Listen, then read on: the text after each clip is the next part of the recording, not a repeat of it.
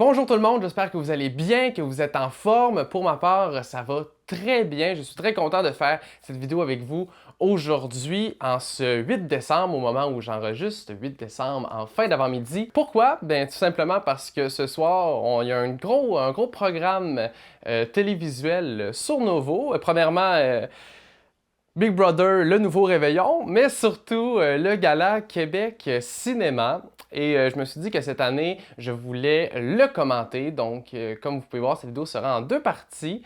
Donc, premièrement, mes pronostics de base par rapport à la soirée, par rapport au potentiel vainqueur.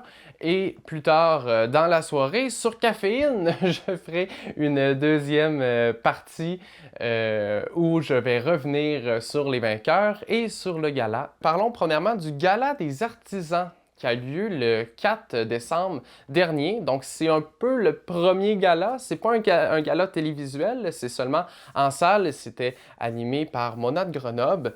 Donc, les résultats ont sorti. Donc, je vais juste brièvement là, mentionner les vainqueurs pour ce gala des artisans. Je l'ai divisé en trois catégories, fiction, documentaire et animation. Alors commençons avec les fictions. Donc meilleure distribution des rôles, c'est vu remis à Tania Arana pour Vampire Humaniste cherche consentant. Je tiens à dire que c'est la seule fois que vous entendrez ce titre en entier. À cause d'un mot que YouTube n'aime pas trop. Donc, à partir de maintenant, je vais l'appeler Vampire Humaniste, simplement, ce film. Continuons. Meilleure direction artistique a été remis à Ludovic Dufresne, toujours pour Vampire Humaniste. Je comprends que Vampire Humaniste a gagné direction artistique. Si vous avez vu ce film, vous le savez, c'est un film qui est visuellement magnifique, rempli de détails dans tous les plans. Donc, c'est un film qui méritait là, vraiment meilleure direction artistique. Meilleure direction de la photographie s'est vu remis à André Turpin pour le film Simple comme Sylvain. Je dois dire que j'ai vraiment pas aimé le film Simple comme Sylvain. Ça ne fait pas partie de mes meilleurs films que j'ai vus dans ma vie. Je peux comprendre des gens qui aiment ce film, mais moi, c'est zéro ma vibe, zéro mon univers. Donc, j'ai vraiment détesté le film. Mais ce que je pouvais en dire de positif, c'est visuellement, c'est beau. La direction photo est belle. Donc, je comprends qu'ils aient gagné direction de la photographie, même si moi, j'aime pas le film. Donc, meilleur effet visuel a été remis à Marie-Claude Lafontaine, Jean-François Ferland et Simon Beaupré pour Vampire Humaniste. Le meilleur montage s'est vu remettre par Stéphane Lafleur, toujours pour le film Vampire Humaniste. La meilleure musique originale s'est vue remise à Daniel Bélanger pour le film Nos Belles-Sœurs, qui est une comédie musicale. Donc, bravo à Daniel Bélanger pour la musique originale d'une comédie musicale. Ça veut dire que c'était vraiment le bon mandat. Un très bon film aussi d'ailleurs que je vous recommande. Meilleur costume s'est vu remis à Cédric Quenneville pour le film Solo. Meilleure coiffure s'est vu remis à Daniel Jacob pour Nos Belles-Sœurs. Meilleur court-métrage ou moyen-métrage a été remis au film Été 2000. Et le film qui s'étend le plus illustré à l'extérieur du Québec a été remis à Simple comme Sylvain. Ça m'avait surpris la première fois que j'ai lu ça, mais je comprends un peu. Je pense que c'est un film qui peut quand même bien s'exporter ailleurs, qui utilise quand même des thèmes relativement généraux, qui peut toucher environ tout le monde. Donc, je comprends maintenant pourquoi il se retrouve vainqueur de cette catégorie. Ensuite, les documentaires, je vais faire bref parce que les documentaires, je ne les ai pas tous vus. Donc, j'aime mieux être bref que de dire n'importe quoi. Donc, meilleure direction de la photographie a été remis à Mathieu Laverdière pour le film Mère Saigon. Le meilleur son a été remis à Sylvain Belnard, Hans Lettre et Daniel Capeille pour La Garde Blanche. Le meilleur montage a été remis à Elric Robichon pour Festin Boréal, qui lui est un film que j'ai vu et je comprends qu'il a gagné meilleur montage. C'est vraiment un montage très particulier, très intéressant. Meilleure musique originale a été remis à Mimi Allard pour La Garde Blanche. Meilleur court-métrage ou moyen-métrage a été remis à Vibration from Gaza. Et pour ce qui est de l'animation, le meilleur court-métrage ou moyen-métrage a été remis à Un trou dans la poitrine, qui est un film que je vous recommande, qui est magnifique et qui est disponible gratuitement sur Internet. gratuitement, illégalement. Donc, allez voir ce film-là, Un trou dans la poitrine. Je vais rien dire pour ne pas spoiler l'écoute, mais c'est un film que je recommande, c'est du temps bien investi. Maintenant que ça c'est dit, passons au vif du sujet, le fameux Gala Québec Cinéma qui aura lieu ce soir. Allons-y avec la première catégorie, meilleure interprétation féminine, premier rôle. Alors les nommés sont, je me sens vraiment comme au gala. Sarah Monpetit pour Vampire Humaniste, Mylène Mequet pour Dis-moi pourquoi ces choses sont si belles, Magali Lépine-Blondeau pour Simple comme Sylvain, Ariane Castaleno pour Richelieu, Sophie Desmarais pour Les Jours heureux et Naïma Ricci pour Jour de chasse. Alors, moi, mon pronostic par rapport à cette catégorie, je le donne à Mylène Mequet pour Dis-moi pourquoi ces choses sont si belles, qui est un film qui m'a vraiment bouleversé la première fois que je l'ai vu. C'est un film qui est très touchant, qui va traiter de l'amour et de la sexualité, mais de façon extrêmement poétique. Et je trouve que Mylène Mequet, dans ce rôle, dans ce film, a vraiment tout donné, on dirait pas qu'elle joue, on dirait qu'elle le vit, qu'elle vit ces mots-là, qu'elle vit ce personnage-là. Et je l'avais déjà vu dans d'autres rôles, cette actrice, mais c'était la première fois qu'elle m'impressionnait autant, je trouve, que dans les films que j'ai vus avec elle, c'est son rôle majeur. Donc, je lui souhaite vraiment la victoire ce soir. C'était quand même très très bon, Big Brother. Alors, le gala vient tout juste de se terminer au moment où j'enregistre. Donc, prenons le temps de revenir sur les victoires de la soirée et je vais y apposer mes commentaires. Alors, commençons. Pour meilleure interprétation féminine, premier rôle, je me suis trompé. C'est Ariane Castellano qui a remporté avec le film Richelieu. Je comprends pourquoi elle a gagné. C'était vraiment une actrice qui était sur son X dans ce film-là. On croit vraiment en son personnage. C'est vraiment une bonne actrice et elle a vraiment bien livré le texte et le personnage qu'elle devrait livrer. Donc je comprends tout à fait pourquoi c'est elle qui a remporté ce prix-là ce soir. Ensuite, meilleure interprétation masculine, premier rôle. Les nommés sont Théodore Pelletier pour Solo, Marc-André Grondin pour Le Successeur, Pierre-Yves Cardinal pour Simple comme Sylvain, Félix-Antoine Bénard pour Vampire Humaniste et Jean-Carl Boucher pour 1995. Mon pronostic va à Marc-André Grondin pour le film Le Successeur. Si vous ne l'avez pas vu, l'acteur fait vraiment une job impeccable dans ce film, réussit à nous apporter toute l'émotion du personnage facilement, aisément, simplement avec des façons de jouer qui sont vraiment, vraiment poignantes. Ce film-là, c'est un thriller assez particulier. C'est un film qui est dur par son scénario, qui est froid par sa direction photo. Et je trouve que Marc-André Grondin a vraiment réussi à bien rentrer dans cet univers-là et nous proposer un personnage haut en couleur, très, très, très spécial, très différent de ce qu'il avait déjà fait aussi. Donc, pour toutes ces raisons, là, je donne mon pronostic à Marc-André Grondin. Pour meilleure interprétation masculine, premier rôle, je me suis encore trompé. C'est Théodore Pelletier qui a remporté avec le film Solo. Film que malheureusement je n'ai pas encore vu, je ne l'ai toujours pas rattrapé. Mais il faut que j'écoute ce film-là. Juste les extraits que j'ai vus pendant le gala m'ont beaucoup intrigué. Et ça a l'air d'être un rôle vraiment, vraiment complexe qu'il a livré. Donc je suis vraiment curieux de voir ça. Félicitations à lui. Meilleure interprétation féminine, rôle de soutien. Nous avons Sandrine Bisson pour 1995, Marie Brassard pour Vampire Humaniste, Sophie Cadieux pour Vampire Humaniste, Pascal Monpetit pour Ababouné et Noémie O'Farrell pour Vampire Humaniste. Donc moi, mon pronostic, je le donne à Sandrine Bisson pour 1995, simplement parce que, encore une fois, elle réussit à s'accaparer ce personnage. Elle est vraiment ce personnage de la saga des Troji. Donc, je lui remets ce pronostic. Alors, encore une fois, elle a fait une job magnifique en incarnant ce rôle. Mais c'est vraiment un pronostic de cœur. J'ai l'impression que ça ne sera pas 1995 qui va repartir avec le prix, mais sans doute Vampire Humaniste, puisqu'ils sont dans 3 catégories. J'ai l'impression que c'est Vampire Humaniste qui repart avec le prix ce soir. Mais je croise les doigts pour 1995 et Sandrine Bisson qui le mérite aussi amplement. Meilleure interprétation féminine, rôle de soutien, c'est bien Sandrine Bisson qui a remporté avec le film 1995. Je voulais vraiment que ce soit elle qui remporte, mais je n'y croyais pas.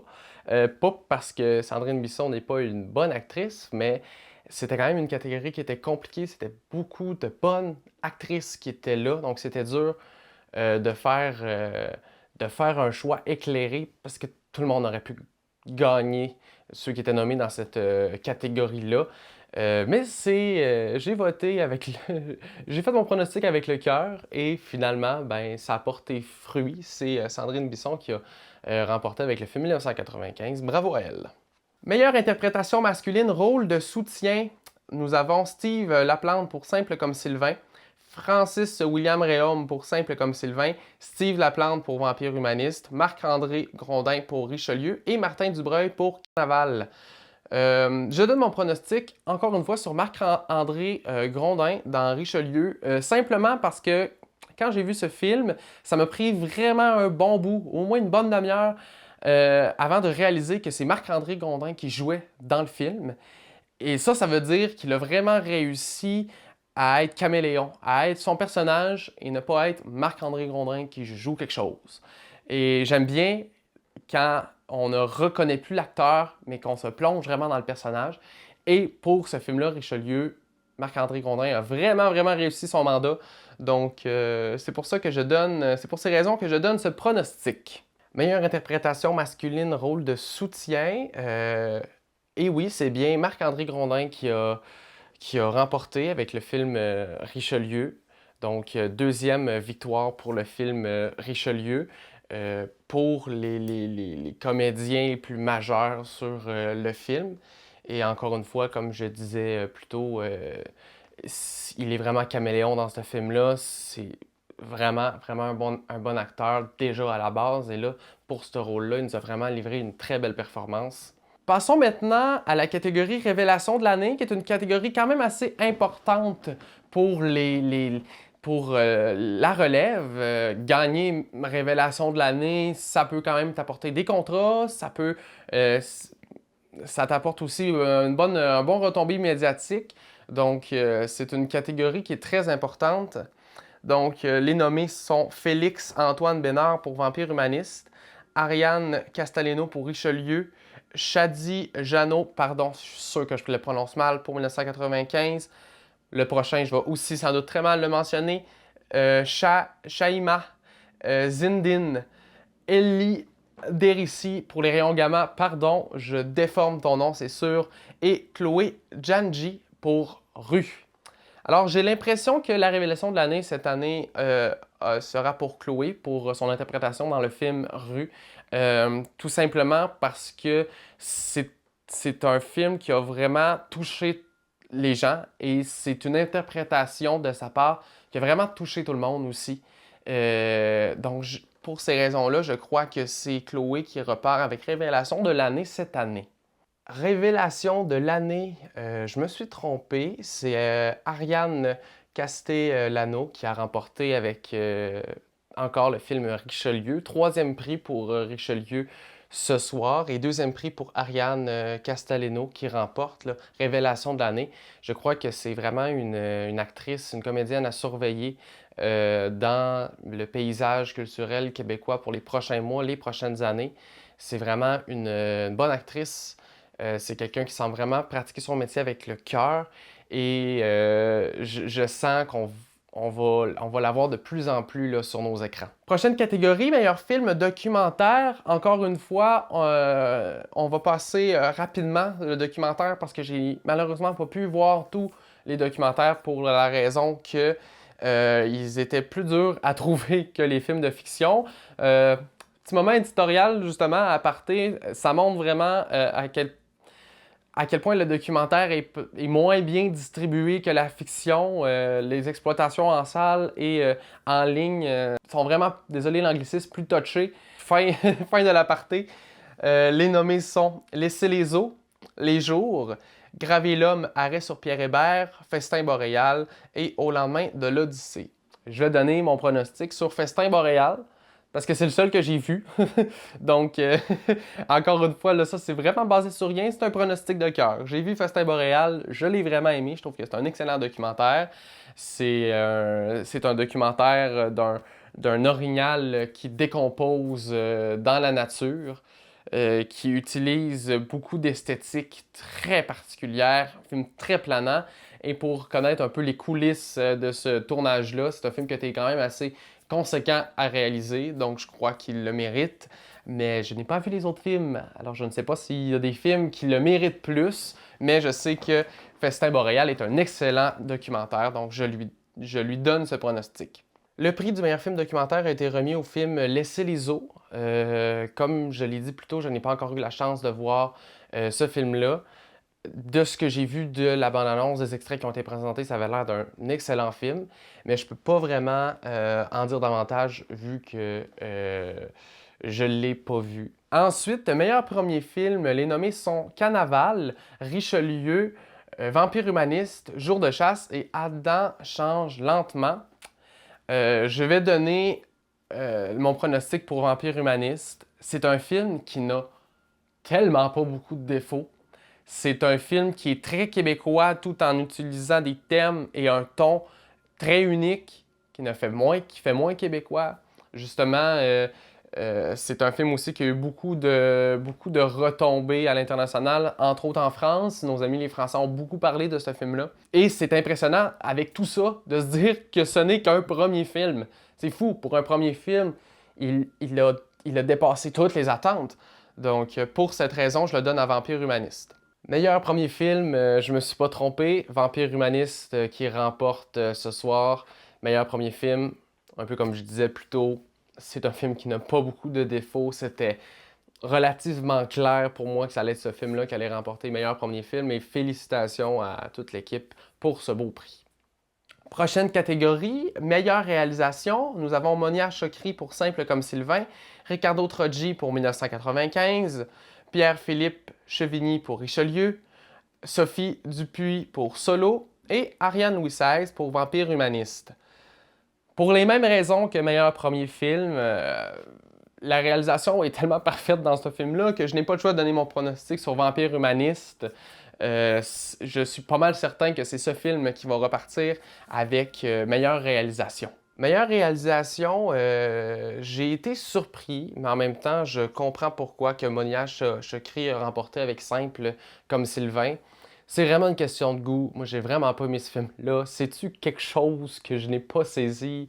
Je le sais pas. Mais félicitations encore une fois à toute l'équipe. Mais moi, j'ai pas aimé Simple comme Sylvain. Donc, quand c'est ce film-là qui a sorti, je fais ah oui? Ah bon, d'accord, parfait. Pourquoi pas? Continuons avec meilleur scénario, avec Pierre-Luc Chevigny pour Richelieu, Monia Chokri pour Simple comme Sylvain, Ariane Louis XVI pour Vampire humaniste, André Forcier, François P. Forcier, Renaud Pinet-Forcier, Laurie Perron et Jean Boileau pour Ababouiné et Ricardo Troggi pour 1995. Mon pronostic va au film Ababouiné parce que je trouve que c'est un film qui joue vraiment bien avec les mots. C'est un film sur les mots, sur la langue française, un peu aussi sur la religion. C'est du André Forcier, c'est aussi fucké à certains moments. Mais j'ai bien aimé comment ils ont joué le texte, j'ai bien aimé comment ils l'ont écrit, comment tu sens que c'est un film qui a été écrit, réécrit et repensé à la virgule près. C'est un film qui utilise beaucoup de poésie de joual. Donc pour toutes ces raisons, je donne mon pronostic de meilleur scénario à ce film. Meilleur scénario a été remis à Vampire humaniste, donc je m'étais trompé, mais c'est aussi logique que ce soit lui qui remporte meilleur scénario cette année parce que c'est un scénario qui est bien tissé, qui est très bien écrit, qui est allé directement sur son X et surtout qui est différent, qui va ailleurs que d'autres films québécois, comme je le disais un peu plus tôt. Donc je comprends parfaitement pourquoi c'est Vampire humaniste qui remporte ce prix. Avant de passer aux deux dernières catégories, c'est-à-dire le prix du public et le film de l'année, donc les deux grosses catégories attendues, j'aimerais qu'on parle un peu de l'Iris Hommage qui aura lieu cette année à Denis Villeneuve. J'ai été agréablement surpris que ce soit Denis Villeneuve qui soit hommagé cette année. On le connaît beaucoup pour ses films qu'il fait à l'international, ses science-fiction. Je peux penser à Blade Runner, à The Arrival, Dune, partie 1 et partie 2 bien entendu. Mais j'espère que ce soir, ils vont l'hommager pour ce qu'il a fait au Québec avant de partir à l'international. On peut penser à plusieurs de ses courts-métrages qu'il a fait au début des années 2000 qui ont eu beaucoup de retombées dans les festivals et qui ont eu beaucoup de retombées médiatiques. On peut penser aussi, bien entendu, à ses longs-métrages qu'il a fait au Québec qui ont eu quand même une bonne importance dans notre cinématographie québécoise et qui, pour la plupart, ont plus de 10 ans. Donc, ça serait intéressant qu'ils reviennent sur ces films-là pour les remettre au goût du jour et pour ceux qui potentiellement les auraient oubliés puissent les découvrir ou les redécouvrir. J'ai bien hâte de voir cet hommage ce soir. Je suis très curieux Je me demande vraiment comment ils l'ont fait et quel angle qu'ils lui ont apporté. Donc, bien hâte de voir ça. Pour revenir sur l'Iris Hommage à Denis Villeneuve, je l'ai trouvé vraiment intéressant. J'ai trouvé que ça parlait relativement là, bien de sa carrière, mais surtout de l'homme derrière les films. Les témoignages étaient magnifiques aussi, c'était très touchant et je crois que ça a beaucoup touché Denis Villeneuve aussi. Denis Villeneuve, ça reste quand même une personne majeure dans notre cinématographie qui aujourd'hui a une grande percée à l'international, mais qui continue de rester tel qu'il est, qui continue de rester québécois et il nous l'a rappelé encore ce soir. Donc, félicitations encore à Denis Villeneuve et c'est un prix hommage, un Iris hommage très bien mérité. Parlons maintenant des deux grosses catégories de la soirée, en commençant par le prix du public qui s'appelle depuis l'année dernière le prix Michel Côté. C'est pour ça que j'ai aujourd'hui revêti mon beau chandail de Michel Côté, car malheureusement, il nous a quittés dans les derniers mois. Je pense même que maintenant on peut dire dans les dernières années. Et le prix du public est maintenant rendu le prix Michel Côté pour lui rendre hommage. Donc, les nommés dans cette catégorie du prix du public, donc ça, c'est le prix où on pouvait voter, nous, le public. Donc, les nommés sont 1995, Nos belles-sœurs, Rue, Simple comme Sylvain et Testament. Moi, j'ai voté pour 1995 parce que c'est un film que j'ai vraiment aimé, c'est un film qui m'a vraiment surpris, qui m'a énormément diverti et je trouvais que c'était le bon film pour gagner prix du public parce que c'est, comme j'ai dit, c'est un bon divertissement, c'est un film qui peut plaire à tout le monde, c'est un film où tout le monde peut trouver un peu... tout le monde peut se retrouver dans ce film-là ou trouver son divertissement dans ce film-là. Mais après, je suis allé voir les commentaires critiques des gens, surtout sur Facebook, et c'est très mitigé entre j'adore et c'est le pire film de la saga des Troji. Donc, je me dis que c'est peut-être pas à ce film-là que le public va le plus voter. Donc, moi, de cœur, je le donne. J'aimerais que 1995 remporte le prix ce soir, mais j'ai l'impression que ça va être Rue qui va remporter le film ce soir pour les mêmes raisons que j'ai dit un peu plus tôt dans la vidéo. Rue, c'est un film qui a touché énormément de personnes. C'est un film qui, comme 1995, a eu un énorme box-office. C'est un film que beaucoup de personnes ont parlé, dont on parle encore aujourd'hui. Donc, je crois que le public va choisir Rue ce soir. C'est Nos belles-sœurs qui est reparti avec le prix Michel Côté, le prix du public. Je comprends pourquoi. Ça reste quand même le film qui a gagné le plus au box-office cette année. Donc, le film que les gens ont plus été voir en salle. Donc, mathématiquement, c'est quand même logique que ce film remporte le prix. Mais c'est un prix qui est vraiment dur de se projeter parce que n'importe quel film dans la catégorie du prix Michel Côté aurait pu gagner ce soir. C'est les 5 films qui ont fait le plus de box-office au Québec. Donc, c'est les 5 films qui ont le plus été vus par des Québécois. Là, après ça, ben, c'est des questions de coup de cœur. Et c'est ce film-là qui en sort vainqueur. Un film qui est excellent d'ailleurs et qui reprend bien l'œuvre Les Belles-Sœurs de Michel Tremblay. Si vous ne l'avez pas vu, n'hésitez pas. C'est vraiment un film magnifique, bien réalisé. Je comprends que ce soit ce film-là qui ait remporté ce soir. Et maintenant, la dernière catégorie et non la moindre, la grosse catégorie attendue, le meilleur film. Quel est le meilleur film? Alors, les nommés sont 1995, À babouiner, Richelieu, Vampire humaniste, Solo, Rue et Simple comme Sylvain. Il y a vraiment beaucoup de films là-dedans que j'adore. Il y a un film là-dedans que j'aime pas, vous savez c'est lequel.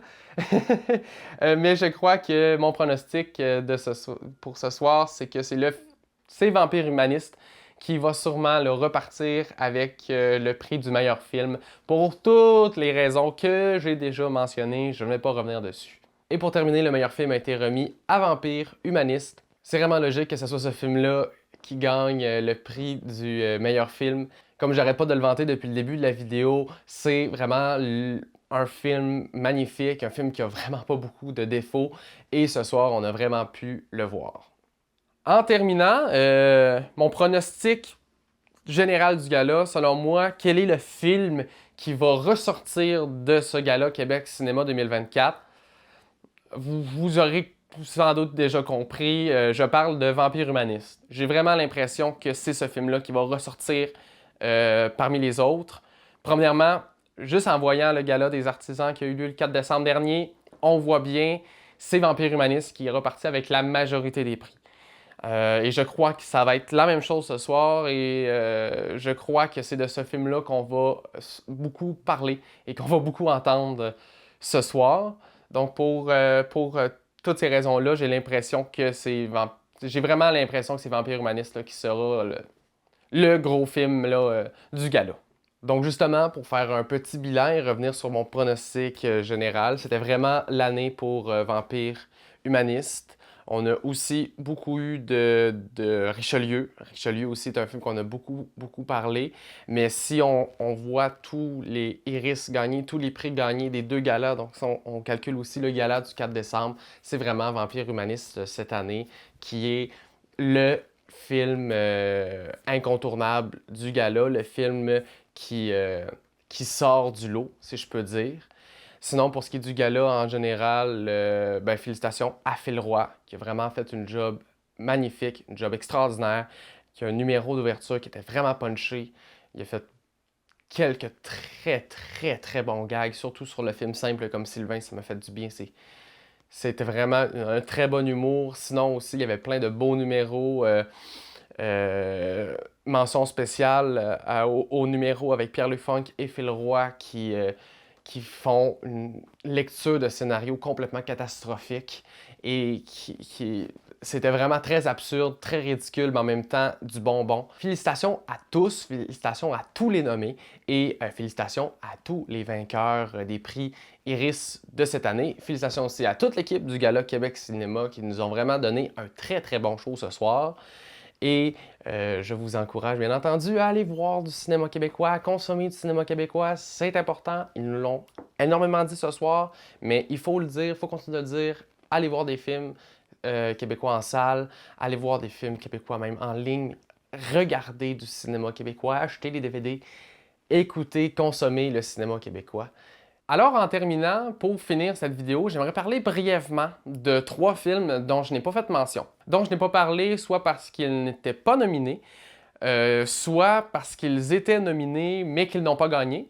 Donc, commençons avec Lucy Grizzly Sophie, qui est un thriller qui est sorti en début d'année 2024 et qui a un peu passé sous silence, malheureusement. C'est un film que, faut pas que j'en dise trop. C'est un thriller, c'est un film qui se passe dans le bois. C'est un film magnifique visuellement. C'est un film qui a un apport sonore vraiment intéressant. Mais c'est tout ce que je peux dire parce que j'ai l'impression qu'il faut plonger dans ce film-là sans vraiment en savoir grand-chose. Donc, allez voir Lucy Grizzly Sophie.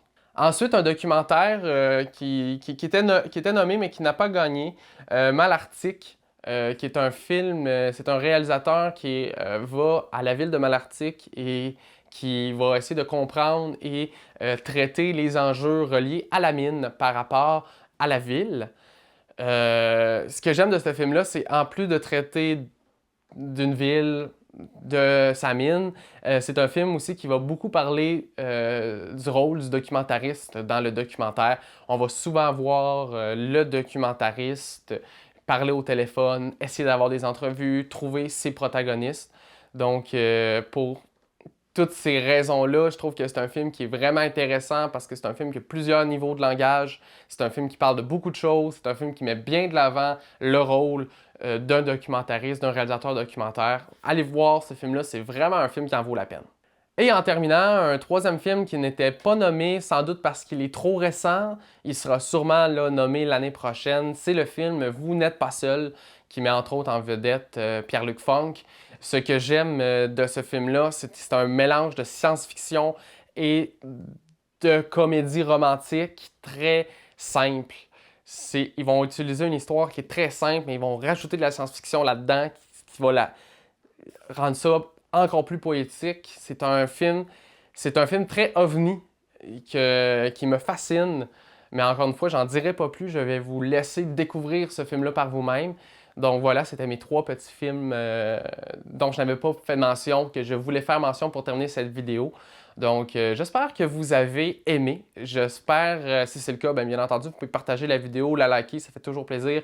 L'espace commentaire est là pour parler de cinéma québécois. Vous, qu'est-ce que vous avez pensé du gala? C'est le moment d'en faire mention. Je me sens comme un YouTuber, il y a 5 ans, c'est très drôle. Et j'espère que vous avez par cette vidéo, vous avez découvert ou redécouvert du cinéma québécois. C'était un peu le but caché de cette vidéo, de pouvoir parler de cinéma québécois. C'est toujours intéressant. Et bien nous, on se voit là pour d'autres projets. Donc, vous pouvez suivre là, tous mes réseaux sociaux, bien entendu. Et je vous souhaite, tant qu'à être là, je vous souhaite un joyeux temps des fêtes et une bonne année. Comme ça, c'est fait, c'est dit. Prenez soin de vous et on se dit à la prochaine. Ciao tout le monde!